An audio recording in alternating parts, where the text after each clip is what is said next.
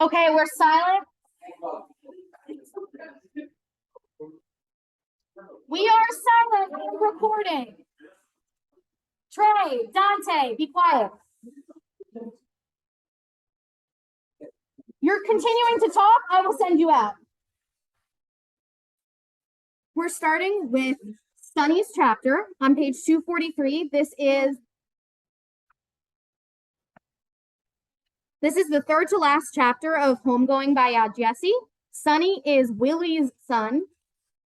So we are in Essie's bloodline at this point. Again, starting on page 243, everyone should be annotating along with you. I'm serious. I see you talking one more time. Either of you, you're gone. Jail gave Sonny time to read.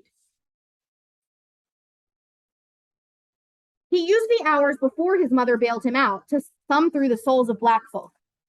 He'd read it 4 times already, and he still wasn't tired of it. It reaffirmed for him the purpose of his being there, on an iron bench, in an iron cell.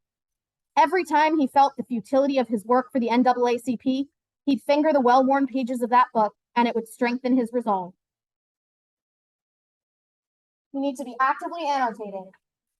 Take a pen and your book. Ain't you tired of this? Willie said when she stormed through the doors of the police station. She was holding her tattered coat in one hand and a broom in the other. She had been cleaning houses on the Upper East Side for as long as Sonny could remember, and she didn't trust the brooms white people kept around, and so she always brought her own, carrying it from the subway station, to street to house. When he was a teenager, that broom used to embarrass Sonny to no end, seeing his mother lug it around like it was a cross. If she held it on the days she called his name while he played with his friends on the basketball court, he would deny her like Peter. "Carson," she'd yell, and as he answered her with silence, he would think that he was justified in not responding, for he'd long since gone by Sonny. He'd let her call out Carson a few times more before he finally said, "What?" He knew he'd pay for it when he got back home. He knew his mother would bring out her Bible and start praise shouting over him, but he did it anyway. Sonny took up the souls of black folk while the officer opened the door. He nodded at the other men who'd been arrested during the march and brushed past his mother. "How many times they got to throw you in jail, huh?" Willie called after him, but Sonny kept walking. It wasn't like he hadn't asked himself the same thing 100 times or more. How many times could he pick himself up off the dirty floor of a jail cell? How many hours could he spend marching? How many bruises could he collect from the police? How many letters to the mayor, governor, president could he send? How many more days would it take to get something to change? And when it changed, would it change? Would America be any different, or would it be mostly the same? For Sonny, the problem with America wasn't segregation, but the fact that you could not, in fact, segregate. Sonny had been trying to get away from white people for as long as he could remember. But big as this country was, there was nowhere to go. Not even Harlem, where white folks owned just about everything an eye could see or a hand could touch. What Sonny wanted was Africa. Marcus Garvey had been onto something. Liberia and Sierra Leone, those 2 efforts had been a good thing, in theory at least. The problem was that in practice, things didn't work the way they did in theory. The practice of segregation still meant that Sonny had to see white people sitting at the front of every bus he took, that he got called boy by every other snot-nosed white kid in sight. The practice of segregation meant that he had to feel his separateness as inequality, and that was what he could not take. "Carson, I'm talking to you," Willie shouted. Sonny knew he was never too old for a knock on his head, so he turned to face his mother. "What?" She gave him a hard look, and he gave it right back. For the first few years of his life, it had just been him and Willie. Try as hard as he might, Sonny could never conjure up a picture of his father, and he still hadn't forgiven his mother for that. "You's a hard-headed fool," Willie said, pushing past him now. "You need to stop spending time in jail and start spending it with your kids. That's what you need to do." She muttered the last part so that Sonny could barely hear her, but he would have known what she had said even if she hadn't said it. He was mad at her because he didn't have a father, and she was mad at him because he'd become as absent as his own.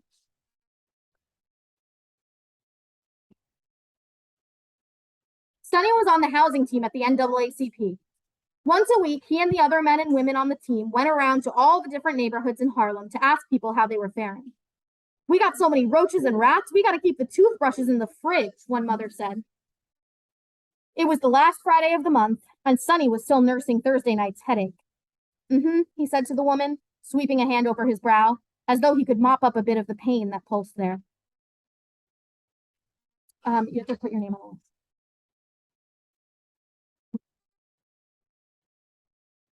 While she talked, Sonny pretended to take notes in his notepad, but it was the same thing he'd heard at the last place, and the one before that. In fact, Sonny could have not gone to a single apartment, and he still would have known what the tenants would say. He and Willie and his sister Josephine had lived in conditions like these, and much worse. He could remember with clarity a time when his mother's second husband, Eli, left and took the month's rent with him. Sonny had held baby Josephine in his arms while they all went from block to block, begging anyone who would listen to take them in. They'd ended up in an apartment that had 40 people living in it, including a sick old woman who'd lost control of her bowels. Every night, the woman would sit in a corner, shaking and crying and filling her shoes with her own shit. Then the rats would come to eat it. Once, when his mother was desperate, she'd taken them to stay in one of the Manhattan apartments that she cleaned while that family was on vacation. The apartment had 6 bedrooms for only 2 people. Sonny didn't know what to do with himself with all that space. He spent the whole day in the smallest room, too scared to touch anything, knowing that his mother would have to dust off his fingerprints if he was to leave them. Sit down and take notes. Can you help, mister? A boy said. Sonny dropped his notepad down and looked at him. He was small, but something about the look in his eyes told Sonny that he was older than he looked. Maybe 14 or 15. Stop talking. The boy came up to the woman and put a hand on her shoulder. He stared at Sonny longer, and so Sonny had time to study his eyes. They were the biggest eyes Sonny had ever seen on a man or a woman, with eyelashes like the long, glamorous legs of a terrifying spider.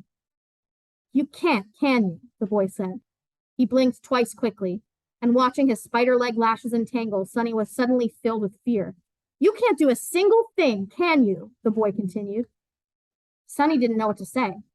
He just knew he had to get out of there. The boy's voice rang in Sonny's head for the rest of that week, month, year. He'd asked to be moved off the housing team, lest he see him again. You can't do a single thing, can you? We're on page 246 if you're lost. Heads need to be up, pens moving as we annotate, computers away.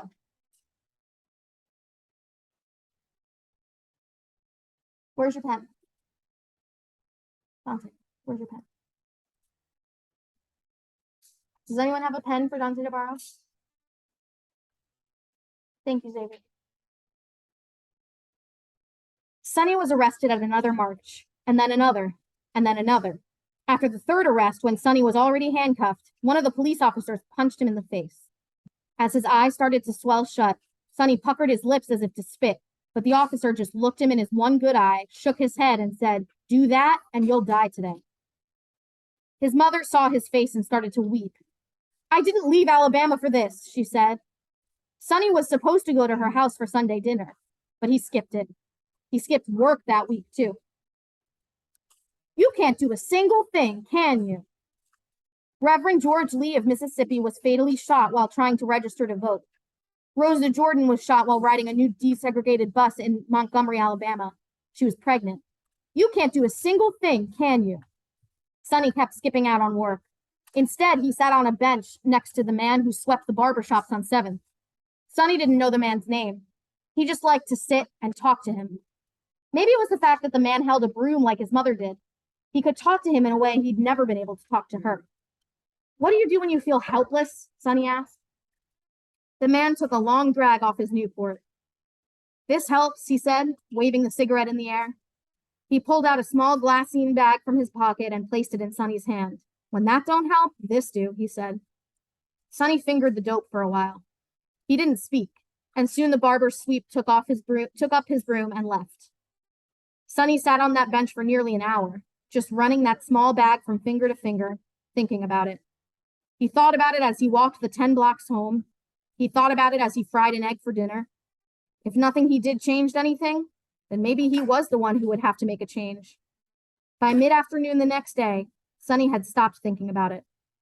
He called up the NAACP and quit his job before flushing the bag down the toilet. What are you going to do for money? Josephine asked Sonny. He couldn't keep his apartment now that he didn't have an income, so he was staying at his mother's house until he could figure things out. Willie stood over the sink, washing dishes and humming her gospel tunes. She hummed loudest when she wanted to appear as though she wasn't listening in. I'll figure something out. I always do, don't I? His voice was a dare, and Josephine didn't accept, leaning back into her seat and becoming suddenly silent. His mother hummed a little louder and started to dry the dishes in her hands. Let me help you with that, Mama, Sonny said, hopping up. Immediately, she started in on him so that he knew that she had been listening. Lucille came by here yesterday asking for you, Willie said. Sonny grunted. Seemed like maybe you should give the girl a call. She know how to find me when she want to. What about Angela or Rhonda? They know how to find you too? Seem like they only know how to get to my house on days you ain't here. Sonny grunted again. You don't gotta give him nothing, Mama, he said. His mother snorted. She stopped humming and started singing instead. Sonny knew he had to get out of the apartment, and fast. If his women were after him and his mama was singing gospel, he had better find himself a place to be. He went to see his friend Mohammed about a job. You should join the Nation of Islam, man, Mohammed said. Forget the NAACP. They ain't doing shit. Sonny accepted a glass of water from Mohammed's eldest daughter. He shrugged at his friend. They'd had this conversation before. Sonny couldn't join the Nation of Islam as long as his mother was a devout Christian woman. He would never hear the end of it. Besides, his days of sitting in the back of his mother's church had not left him immune to ideas about the wrath of God.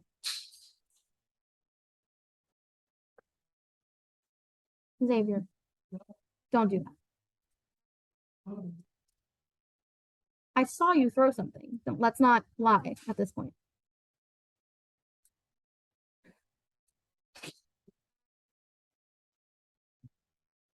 It was not the kind of thing you wanted to attract. Islam ain't getting shit done neither, he said. His friend Mohammed used to be named Johnny. They'd met shooting hoops in courts all around Harlem when they were boys, and they'd kept up their friendship even as their basketball days ended and their midsections grew. When they'd met, Sonny had still gone by Carson, but on the court he liked the quickness, the ease of Sonny, and so he'd adopted that name as his own. His mother hated it. He knew it was because his father used to call him that. But Sonny didn't know a thing about his father, and there was no sentimental pull to the name for him other than the sound of the other kids saying, yeah, son, yeah, Sonny, when he sunk one.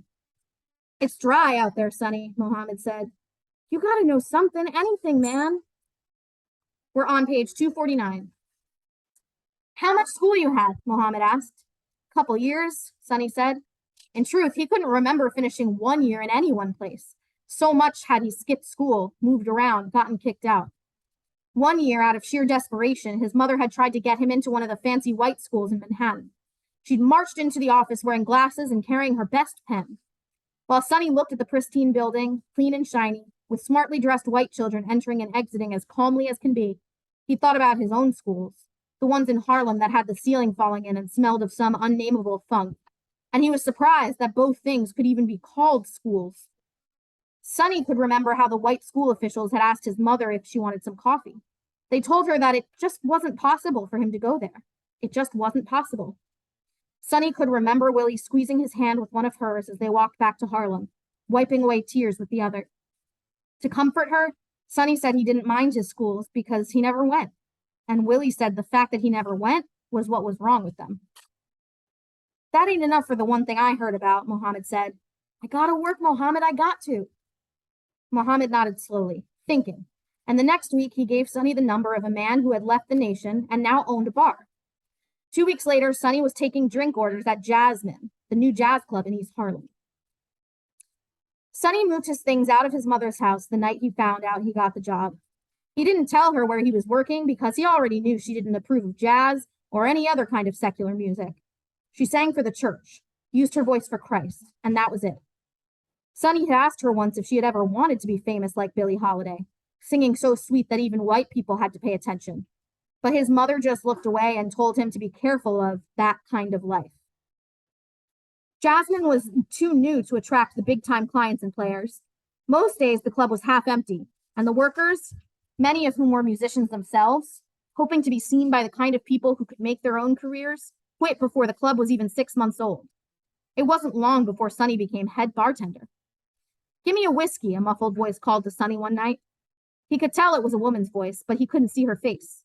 She was sitting all the way down at the end of the bar, and her head was in her hands. "Can't serve you if I can't see you," he said, and slowly she lifted her head. "Why don't you come on down here and get your drink?" He had never seen a woman move that slowly. It was like she had to wade through deep and mucky waters to get to him. She couldn't have been more than 19 years old, but she moved like a world-weary old woman, like sudden movements would break her bones. And when she plopped herself down on the stool in front of him, she still seemed in no hurry. "Long day?" Sonny asked. She smiled. "Ain't all days long?" Sonny got her the drink, and she sipped it just as slowly as she had done everything else. "My name's Sonny," he said. She slipped him another smile, and her eyes grew amused. "Amani Zulema." Sonny chuckled. "What kind of name is that?" he asked. "Mine." She stood up, and with the same slow stroll, took her drink across the bar and up onto the stage. We're on page 250. The band that had been playing seemed to bow before her. Without Amani needing to say anything at all, the pianist stood up to give her the stool, and the others cleared the stage.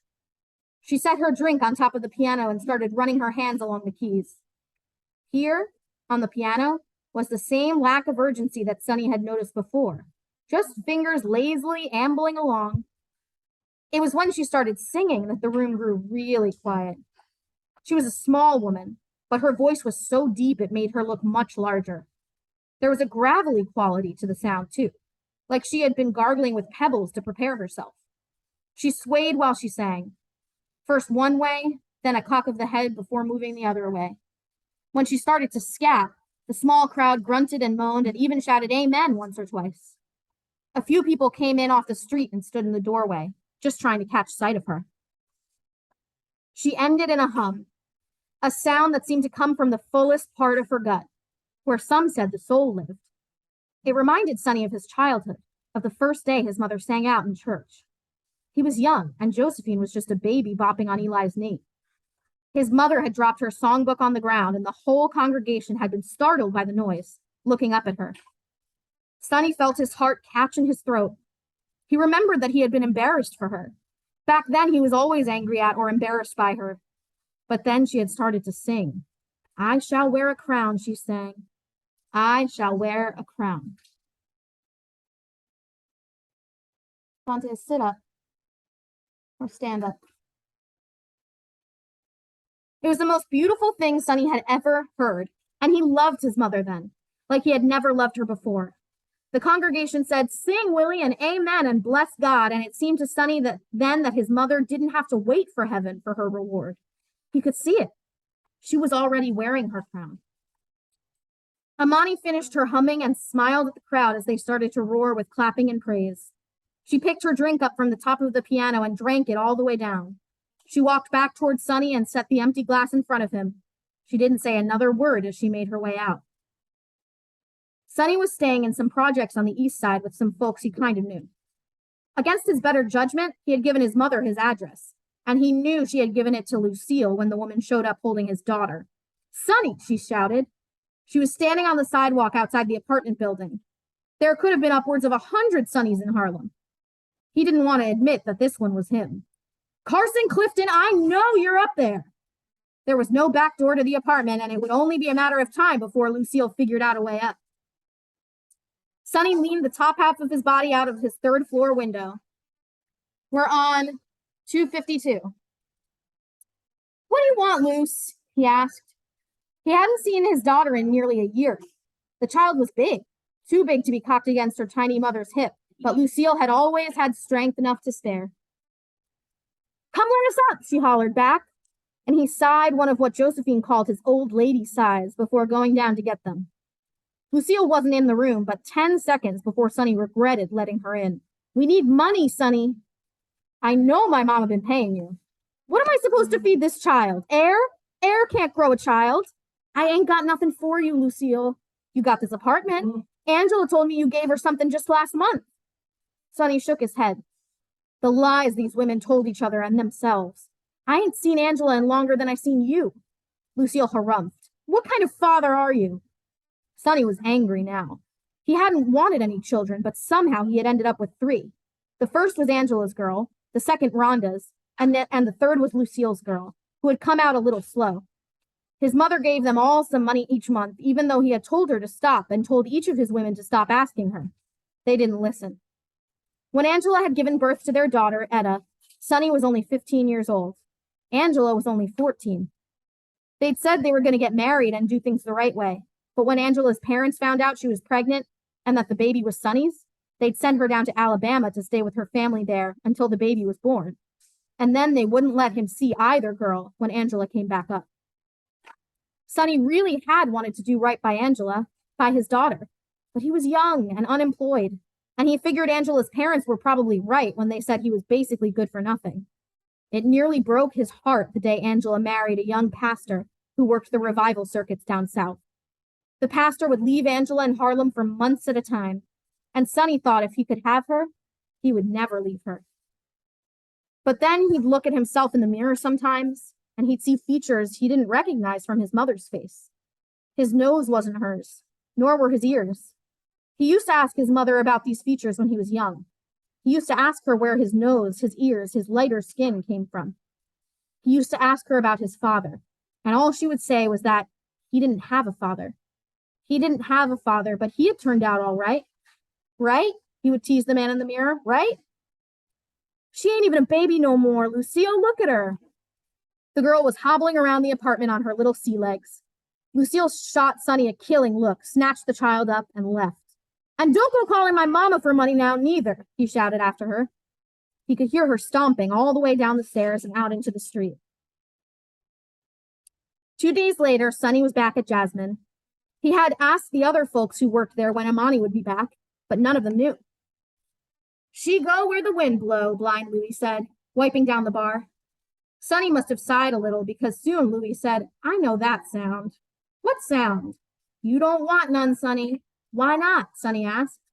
What could an old blind man possibly know about wanting a woman just from the sight of her? Ain't just about the way a woman look. You got to think about what's in 'em too, Louie answered, reading his mind. Ain't nothing in that woman worth wanting. Sonny didn't listen.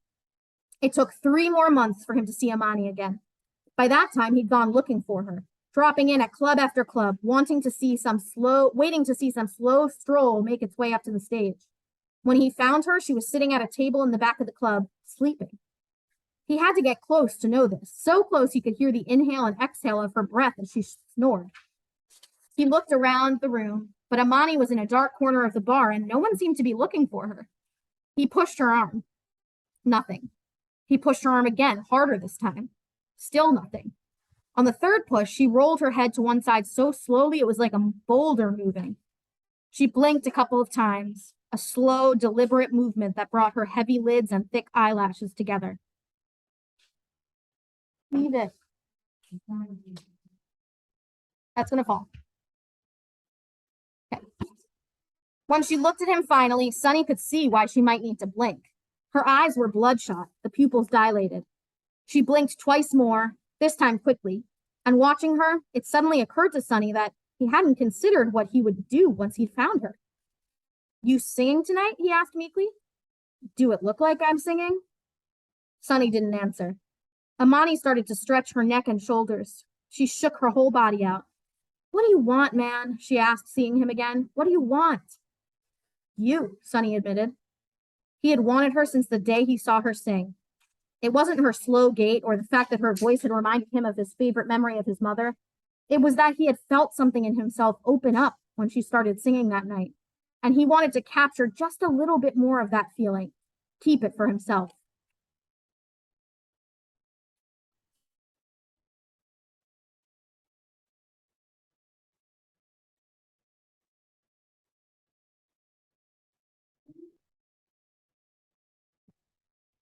Where's your book? Great.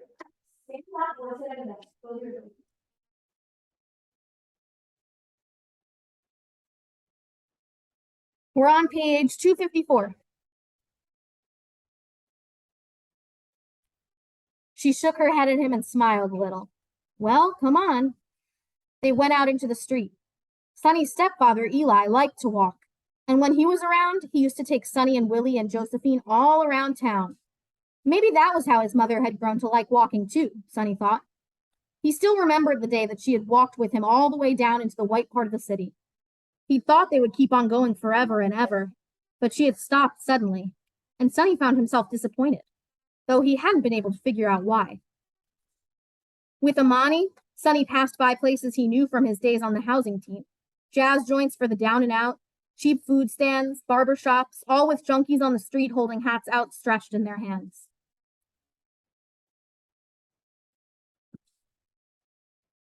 Open your book to page 255. Not you. Open your book and annotate. You ain't told me about your name yet, Sonny said as they stepped over a man lying in the middle of the street. What you want to know? You Muslim? Amani laughed at him a little. Nah, I ain't Muslim. Sonny waited for her to speak. He had already said enough. He didn't want to keep pressing her, showing her his desire, his weaknesses. He waited for her to speak. Amani means harmony in Swahili. When I started singing, I felt like I needed a new name. My mama named me Mary, and ain't nobody gonna hit it big with a name like Mary. And I ain't into all that Nation of Islam and back to Africa business, but I saw Amani and I felt like it was mine, so I took it. You ain't into the back to Africa business, but you using an African name? Sonny had put his politics behind him, but could feel them creeping up. Amani was nearly half his age. The America she was born into was different from the one he had been born into. He resisted the urge to wag his finger at her. We can't go back, can we? She stopped walking and touched his arm. She looked more serious than she had all night. Like she was only just considering that he was a real person and not someone she had dreamed up when he found her asleep. We can't go back to something we ain't never been to in the first place. It ain't ours anymore. This is. She swept her hand in front of her, as though she were trying to catch all of Harlem in it, all of New York, all of America. Pop, where's your book? Where's your annotations? They finally got to a housing project way out in West Harlem. The building wasn't locked, and when they entered the hallway, the first thing Sonny noticed was the row of dope fiends lining the walls. They looked like dummies, or like the corpse Sonny had seen when he walked into a funeral home to find the mortician manipulating a body, hooking the elbow up, turning the face left, bending the body at its back. Stop talking, turn around, and annotate. We're on page 255. No one was manipulating these bodies in the hallway. No one that Sonny could see. But he knew immediately that it was a dope house. And suddenly, what he hadn't wanted to know about Amani's slow, sleepy movements, her dilated pupils, became all too apparent. He grew nervous, but swallowed it down, because it was important to him that Amani not see that the longer he was with her, the more he began to feel that he had no control over himself. They entered a room. A man cradling his own body curled up against the wall on a dirty mattress. Okay, tell them it's an emergency. Go ahead, tell them it's an emergency. Two women were tapping their arms, readying themselves for the needle a second man was holding. They didn't even look up as Sonny and Amani entered. Everywhere he looked, Sonny saw jazz instruments. Two horns, a bass, a sax. Amani set her things down and sat next to one of the girls, who finally looked up, nodded at them. Amani turned to Sonny, who was still hanging back, his hand still grazing the doorknob. She didn't say anything. The man passed the needle to the first girl. That girl passed the needle to the second. The second passed the needle to Amani, but she was still looking at Sonny. She was still silent. Sonny watched her plunge the needle into her arm, watched her eyes roll back. When she looked at him again, she didn't have to speak for him to hear her say, "This is me. You still want it?" Carson! Carson, I know you in there.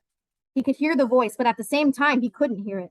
He was living in his own head, and he could not tell where that ended and where the world began. And he didn't want to answer the voice until he was sure he knew which side of things it was coming from. Carson! He sat quietly, or at least what he thought was quietly. He was sweating, his chest heaving up and down, up and down. He would need to go score soon to keep himself from dying. When the voice outside the door started praying, Sonny knew it was his mother. She had done it a few times before when he was still mostly sober, when dope was still mostly fun, and he felt like he had some control over it. Lord, release my son from this torment. Father God, I know he done gone down to hell and take a look, but please send him back. Sonny might have found it soothing if he weren't feeling so sick. He heaved, nothing at first, but soon he was vomiting in the corner of the room. His mother's voice grew louder. Lord, I know you can deliver him from what ails him. Bless him and keep him. Deliverance was exactly what Sonny wanted. He was a 45-year-old dope fiend, and he was tired, but he was also sick.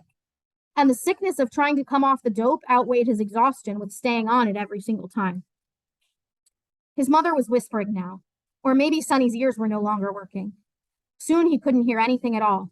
Before long, somebody would be home. One of the other fiends he lived with would come in, and maybe they would have scored something, but probably they wouldn't have, and Sonny would have to begin the ritual of trying to score himself. Instead, he began it now. He pushed himself up off the ground and put his ear against the door to make certain his mother had gone. Once he knew, he went out to greet Harlem. Harlem and heroin, heroin and Harlem. Sonny could no longer think of one without thinking of the other. They sounded alike. Both were going to kill him. The junkies and the jazz had gone together, fed each other, and now every time Sonny heard a horn, he wanted a hit. Sonny walked down 116th Street. He could almost always score on 116th Street, and he had trained himself to spot junkies and dealers as quickly as possible, letting his eyes scan the folks walking by until they landed on the people who had what he needed. It was a consequence of living inside his own head. It made him aware of others who were doing the same thing. When Sonny came across the first junkie, he asked if she was holding, and the woman shook her head. When he came across the second one, he asked if he would let him carry, and the man shook his head too, but pointed him along to a guy who was dealing. Sonny's mother didn't give him money anymore. Angela sometimes did if her Bible-slinging husband had made some extra cash on the revival circuit. Sonny gave the dealer every last dollar he had, and it bought him so little. It bought him next to nothing. He wanted to shoot it before going back just in case Amani was there. She would take him for the next to nothing he had. Sonny went into the bathroom of a diner and shot up, and instantly he could feel the sickness moving away from him. By the time he made it back home, he felt almost well. Almost. Which meant that he would have to score again soon to get a little closer, and again to get a little closer, and again and again. Amani sat in front of the mirror, braiding her hair. Where you been? She asked. Sonny didn't answer.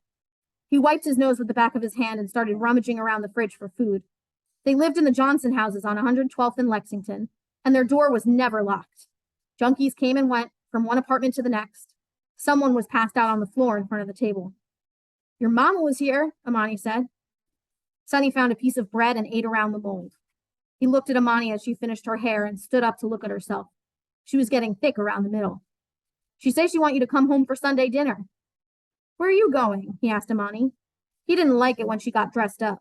She had promised him a long time ago that she would never give her body for dope, and in the beginning, Sonny hadn't believed she would be able to keep her promise.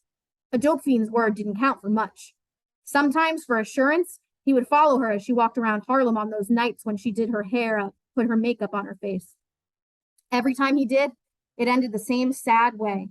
Amani begging a club owner to let her sing again, just once more. They almost never did. One time, the dingiest joint in all of Harlem had said yes, and Sonny had stood in the back as Amani got up on stage to blank stares and silence. Nobody remembered what she used to be.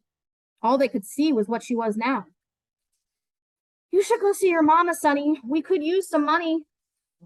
Oh, come on, Amani. You know she ain't gonna give me nothing. Stop talking. She might if you cleaned yourself up. You could use a shower and a shave. She might give you something. Pop, turn around. Sonny went up to Amani. He stood behind her and wrapped his arms around her belly, felt the firmness of its weight.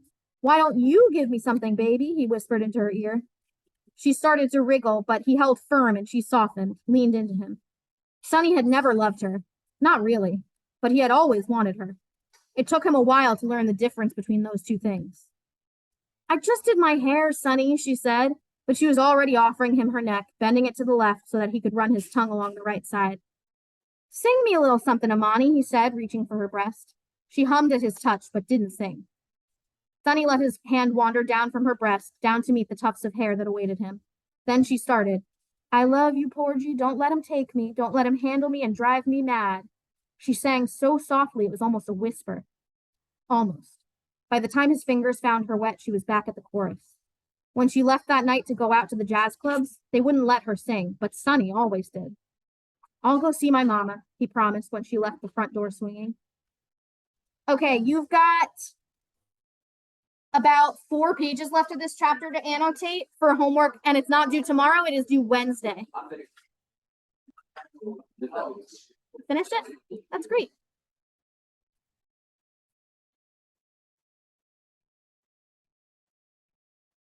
Sonny kept a glassine back of dope in his shoe. It was a reassurance. He walked the many blocks between his house and his mother's house with his big toe clenched around the bag as though it were a small fist. He'd clench it, then release it. Clench it, then release it. As Sonny passed the projects that filled the distance between his apartment and Willie's, he tried to remember the last time he'd really spoken to his mother. It was 1964, during the riots, and she had asked him to meet her in front of her church so that she could lend him some money. I don't want to see you dead or worse, she'd said, passing Sonny what little change hadn't made it to the offering plate. As he took the money, Sonny had wondered, what could be worse than dead? But all around him, the evidence was clear. Only weeks before, the NYPD had shot down a 15-year-old black boy, a student, for next to nothing. The shooting had started the riots, pitting young black men and some black women against the police force. The news made it sound like the fault lay with the blacks of Harlem, the violent, the crazy, the monstrous black people who had the gall to demand that their children not be gunned down in the streets. Sonny clutched his mother's money tight as he walked back that day, hoping he wouldn't run into any white people looking to prove a point, because he knew in his body, even if he hadn't yet put it together in his mind, that in America, the worst thing you could be was a black man. Worse than dead, you were a dead man walking. Josephine answered the door. She cradled her baby girl in one arm, and her son held her other hand. You get lost or something? She asked, shooting him a dirty look. Behave, his mother hissed from behind her, but Sonny was glad to see his sister treating him the same way she always had. You hungry? Willie asked. She took the baby from Josephine and started walking toward the kitchen. I'm gonna use the bathroom first, Sonny said, already making his way over. He closed the door and sat on the commode, pulling the bag from his shoe. He hadn't been there a minute, but he was already nervous. He needed something to tide him over. When he came back out, his mother had already fixed him a plate. His mother and sister watched him while he ate. Why you ain't eating? He asked them. Because you about an hour and a half late, Josephine said through gritted teeth. Willie put an arm on Josephine's shoulder, then pulled a little money out from inside her bra. Josie, why don't you go get these kids something? She said.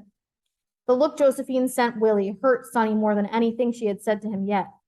It was a look that asked if Willie would be safe, left alone with him. And the uncertain nod Willie gave back just about broke Sonny's heart. Josephine collected her children and left. Sonny had never seen the baby before, though his mother had come to tell him about the birth. The toddler Sonny had seen once, when he passed Josephine on a quiet street one day. He kept his head down and pretended not to see them. Thanks for the food, Mama, Sonny said. He was almost finished with his food, and he was starting to feel a little sick from eating so fast. She nodded and heaped another helping onto his plate. How long had it been since you ate something proper? She asked.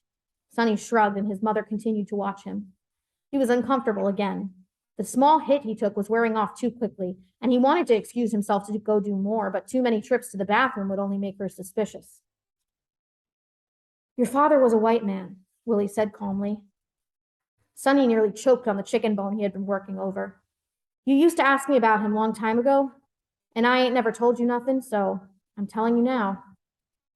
She got up to pour a glass from the pitcher of tea she kept by the sink. She drank the whole glass of tea while Sonny watched her back. When she finished that glass, she poured herself another and took it back to the table. He didn't start out white, she said. He was black when I met him. More yellow than black, really, but still, he was colored. Sonny coughed. He started fingering the chicken bone. Why you ain't told me before? He asked. He could feel himself getting angry, but he held it back. He had come here for money, and he couldn't fight with her now, not now. I thought about telling you I did. You saw him once. Day we walked all the way to West 109th Street. You remember that? Your daddy was standing across the street with his white woman and his white baby. And I thought maybe I should tell Carson who that man is. But then I figured it'd be better to just let him go. So I let him go. And we went back to Harlem. Sonny snapped the chicken bone in half. Mama, you should have stopped him. You should have told me and you should have stopped him. I don't know why you always letting people walk all over you. My father, Eli, the goddamn church. You ain't never fought for nothing, not a day in your life. His mother reached across the table, put her hand on his shoulder, and squeezed hard until he had to look her in the eyes. That ain't true, Carson. I fought for you. He returned his eyes to the 2 pieces of chicken bone on his plate. He towed the bag in his shoe.